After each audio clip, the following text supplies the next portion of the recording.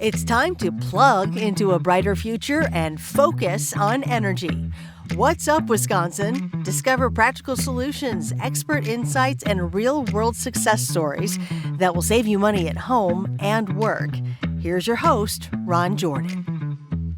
Hello, welcome back to What's Up, Wisconsin. I'm your host, Ron Giordan, Public Relations and Content Manager for Focus on Energy. And today we are talking about something every Wisconsin homeowner feels: drafts, cold floors, too hot upstairs, musty basements, all the things that make your home uncomfortable regardless of the season. So, what's the solution? What is the first energy efficient upgrade every Wisconsin homeowner can make to start feeling comfy at home and saving money each month? Well, joining me is someone who can answer that question and answer more. Jason Kempen, residential energy advisor specializing in insulation and air sealing, and a guy with one of the coolest backstories in the entire program. Jason, welcome to the show. Hi, Ron. Thanks for having me. I'm pretty excited to spread the news about insulation and air sealing. Awesome. So, your background is incredible. You're a Mason. You're a Spanish teacher. Que bueno, soy de Puerto Rico. You're a home inspector, focus on energy trade ally, energy advisor. So tell me about that journey. Yeah. So I grew up in a family of Masons. All my uncles, my father, even my brothers, we all grew up doing masonry. There's Masons up north that I'm related to, Masons in Milwaukee. In fact, everyone thought I would be Jason the Mason when I grew up. But I was able to step away from that career. I did work a lot of masonry during summer breaks, during high school, spring breaks during college, even worked in masonry after college for a little while, everything related to bricks, blocks, and concrete. Decided to jump into Spanish teaching. I lived in Chile and Spain for a short while. Oh, wow. Spanish got very good, yeah. And so I really wanted to give it a try and teach Spanish. I taught high school Spanish for 10 years. Wow. Yeah, in a past life. I did love that time. I decided to jump out, just after so many years of doing it and get into home inspection and energy auditing. So really got to use my Spanish, my teaching background, my construction background, but then got trained in home inspection and energy auditing to really look at homes, how they perform, how they breathe, how they fail. Eventually, I became or worked with a trade ally doing energy audits full time. Loved the work, really got into it, and then eventually got this job with Focus on Energy as an energy advisor. So, combining everything that I've learned, teaching and training contractors, doing diagnostic testing, writing up recommendations for people's houses based on building science. So that is an incredible journey, and it's great that you're fluent in Spanish because we have a lot of Spanish speakers that also need help with their homes. But you don't just are working with homeowners. You also recruit and train trade allies and energy auditors, making sure Wisconsin residents are getting projects done the right way. That's correct. My department and we work specifically with outreach.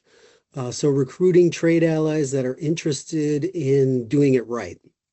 I guess, new energy auditors who want to do inspections, assessments, and energy modeling.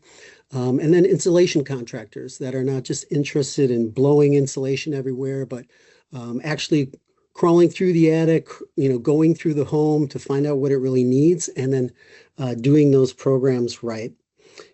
We teach a class 3 times a year where we train new energy auditors and certify them, specifically in the BPI, Building Analyst Technician, and the BPI, Building Analyst Professional.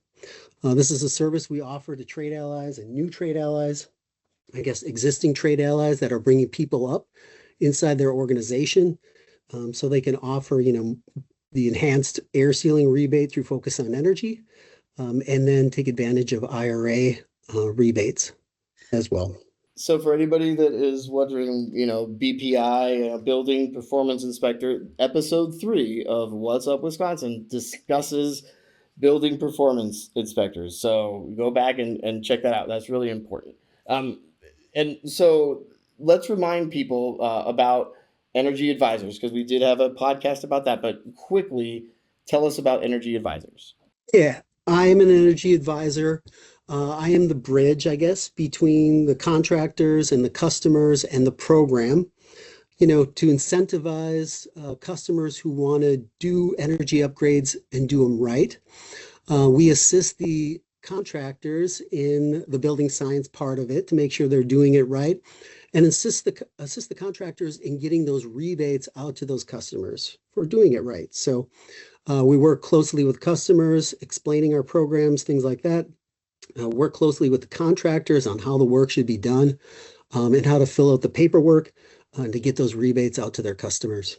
Perfect. All right. So now we're going to go into the myth that we need to bust. A lot of homeowners think energy efficiency, solar panels, or let's look at our windows.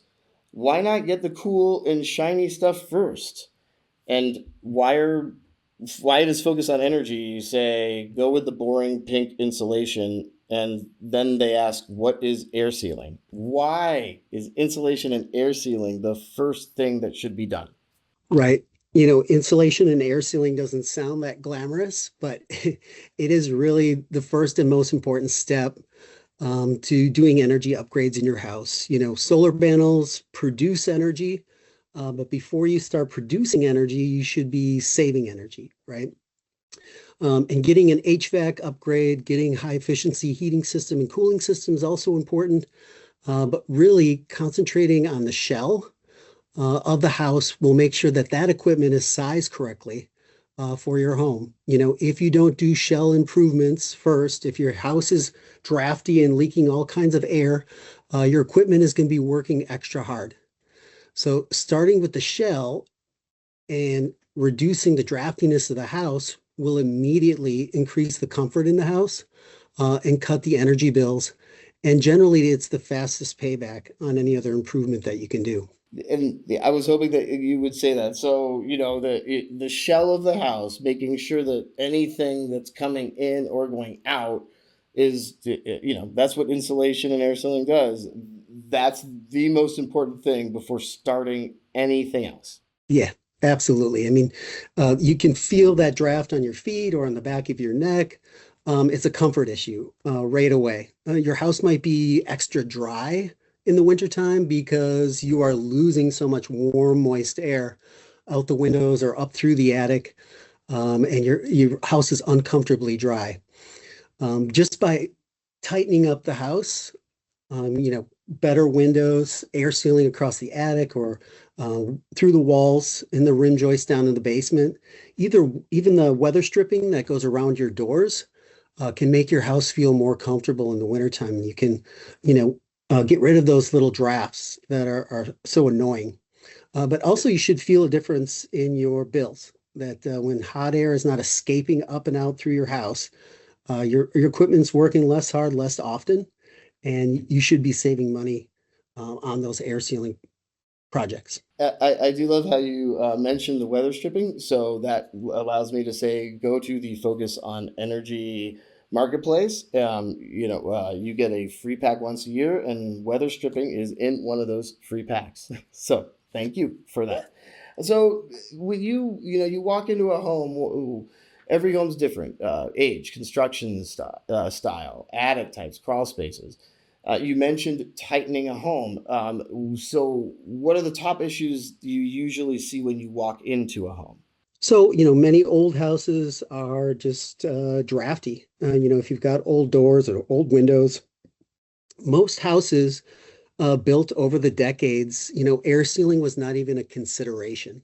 Back in the day when fuel was relatively cheap, if a house was losing a lot of heat, you just turn up the thermostat, right? Right. And you would immediately start feeling a little bit more comfortable. But it really didn't help with the dryness or the energy bills. As fuel became more expensive, especially in the 70s and 80s, people started thinking, we really got to do something about these energy bills. They're getting quite high, right? So people started adding, more insulation. Well, if the house is cold, the bills are high, dumping more insulation in there is the trick, right? We found Right. that not to be the trick. That over the years, that houses that were unair sealed and had good insulation also had high bills. So going through a house and doing that air sealing work, actually digging through the insulation or removing the insulation in an attic and crawling across and doing that air sealing work, all of a sudden we did see a big improvement in those bills. Things like ice dams, Right. dumping more insulation in an attic did nothing for ice dams. And so people would dump more insulation in the attic, thinking the ice dams would go away. But actually, nothing changed. Hot air was still escaping, still leaking up through that insulation, still causing those ice dams to persist. Yeah, and speaking of ice dams, I hate to interrupt you, but like the internal ice dams that you could still get even with insulation if the air sealing, about coming through the roof, that could still happen. Yeah, absolutely. No, you can pile that insulation as deep as you want, and that heat loss is still going to penetrate right through that insulation. It's going to cook the roof deck. And on a cold, snowy day, the snow should be sitting on your roof like a nice white blanket, right? Hmm. If you have melting spots or on a really cold day, and the sun is not shining directly on that spot, if you have melting spots on your roof, it tells me you have some heat loss there. And air sealing is really the only way to remedy that. That's there you go. That's why the audit is what people need. Yeah. And so many people worry about tightening up the house too much. Like, Hmm. oh my gosh, I'm gonna suffocate in my house. Or my dad, he's an older guy. He says, a house has got to breathe, got to have fresh air coming in and out of your house. It's just not true. People need to breathe. So if the house is tight, we just need to make sure that it's ventilated right. So that's what they say in home performance conferences, make it tight and ventilate right. So, making a house tight saves energy, makes it more comfortable, but it can also create, problems. And usually these are problems that are already existing in the house. So if there is a gas leak in the house, tightening up a house makes that gas leak much worse, right? Even a small gas leak. If carbon monoxide is an issue in the house, tightening up a house, now you're trapping that carbon monoxide. A drafty house, carbon monoxide can flow in and out, fresh air can flow in and out. But so we want to tighten up these houses, but we really want to monitor these things that can create a health and safety hazard. And also, that's why these upgrades pay off so quickly because if you are stopping the escape of the heat or in the summer the escape of your AC, your cold, there's where your savings immediately begin. Yes, immediately. So, monitoring health and safety while you do this, I think, combustible gas is a big one. Carbon monoxide is another one, VOCs, things like radon, but then also managing moisture. So if you have a lot of plants or an aquarium, things like that, by tightening up a house, that moisture is not escaping out those drafty windows like it used to. You can create a mold and moisture issue.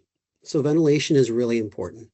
So we train trade allies how to install more ventilation in homes, even do a ventilation calculation to make sure the ventilation that's being installed is sufficient for the square footage or the volume of the house and the number of occupants and how they live in that house. And that is fantastic. So that is one of the things that a Focus on Energy trade ally. You can use them for insulation and air sealing. You can do insulation and air sealing, do it yourself, but we do always suggest that trade ally be contacted because of what you just said, Jason. Yes, absolutely. If somebody's willing to do their homework and watch the YouTube videos, really understand, the health and safety hazards that can arise from doing air sealing work, and they understand those things. Absolutely. I would also add, going through an attic and air sealing, it seems like pretty basic, if not really hot work in the summertime.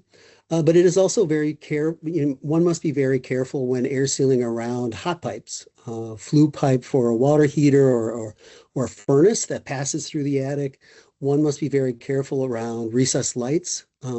These things can generate a lot of heat, especially the ones that use an incandescent bulb. So it's very important that you use, you know, fire resistant materials between the insulation and a recessed light. So if a customer, reads up on this stuff, researches it, and understands it well, I would, yeah, anybody could go up in their attic and do good air sealing work. All right. So now we're going to go into rebates and the Inflation Reduction Act, which a lot of people have been hearing about, and something that's called stacking discounts. So we're going to talk dollars. Focus on Energy already offers strong insulation and air sealing rebates, but with the Federal Inflation Reduction Act rebates, and those are the homes and here programs, they could be stacked and you can save even more money with using the IRA registered trade allies, focus on energy rebates. So talk about those and how much people can save. Yeah, that's true. Focus on Energy is a great program. Um, you know, attic projects have a great ROI that they cost between 3,000, maybe like $10,000. Focus can offer a $1,200 rebate or $1,800 rebate for a low-income customer in an attic.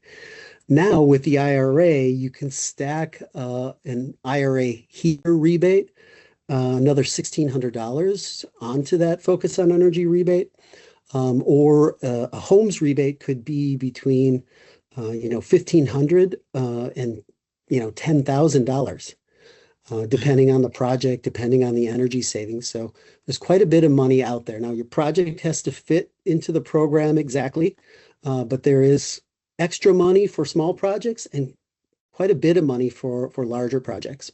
Do you have a favorite homeowner success story? Something where a project, changed someone's comfort, their bills, changed their lives? Well, I would certainly, my house is one that I've been living in and really have come to understand. When I first moved in this house, it had very strange lines in the ceilings on the drywall up above. And it looked like the drywall had been damaged and repaired and damaged and repaired over and over. So and when I first moved in, I didn't quite understand what the issue was, but in my house, it was extremely dry in the wintertime. And the more I looked at these lines in the drywall and the ceiling, they were both in the front and the rear. It occurred to me that there was a knee wall attic directly above each one of these lines. And I thought, and the more I got to thinking about it, I was like, yeah, I have not seen ice dams in my house while I've been living here, but this is a 1955 Cape Cod. There has certainly been 65, 70 years of ice damming going on in the front and the back of this house over the years. So certainly ice dams have been happening. Water has been trickling down in the drywall in the front and the back, causing it to crack when it dries and then to be repaired by past homeowners. So I went into those knee walls. I should say along with my contractor, went into these walls, fully air sealed the floor joists underneath there, spray foam the knee walls, blue attic insulation across the flat attic in those, got them fully air sealed and insulated. Haven't had any ice dams form over the years. And my house has been more comfortable too, that it's not nearly as dry as it was when I first moved in. As far as the bills also went down, I got myself a new furnace.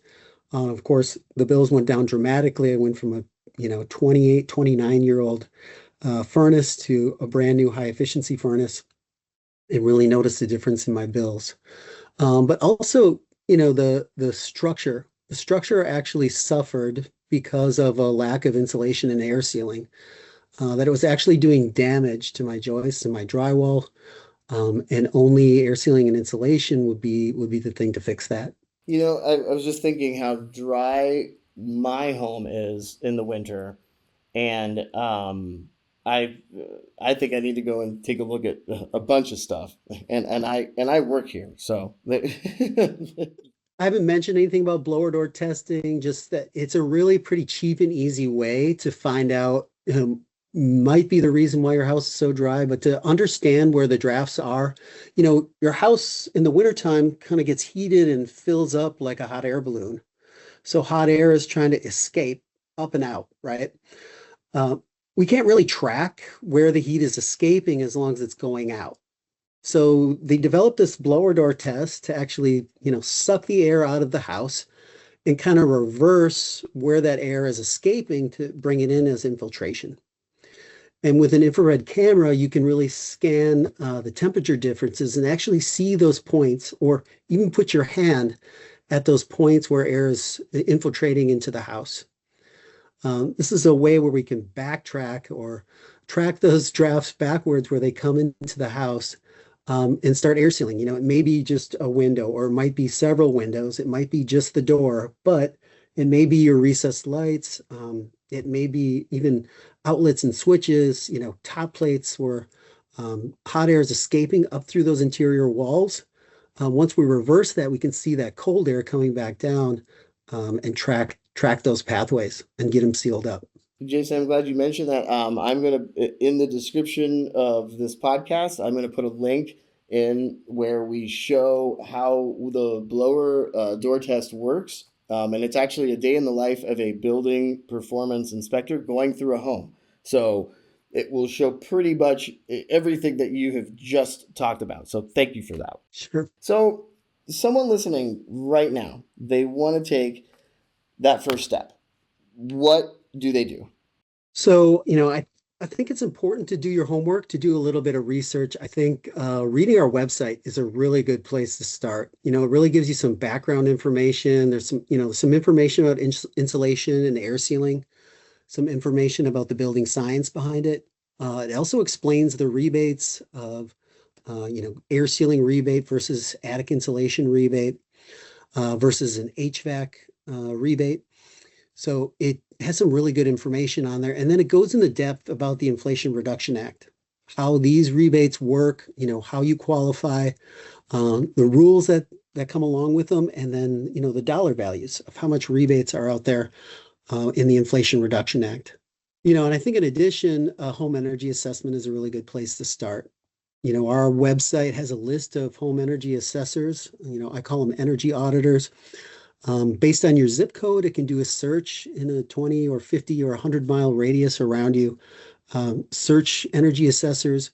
These guys can really take a deep look at your house, inspect it, collect data, even do this infrared scan. And with the blower door that I mentioned, they are the ones that can do the energy modeling, kind of even tell you where the low-hanging fruit is, that if you spend this much money in this area of the house, you should expect this kind of payback, and kind of help you to prioritize projects in your house.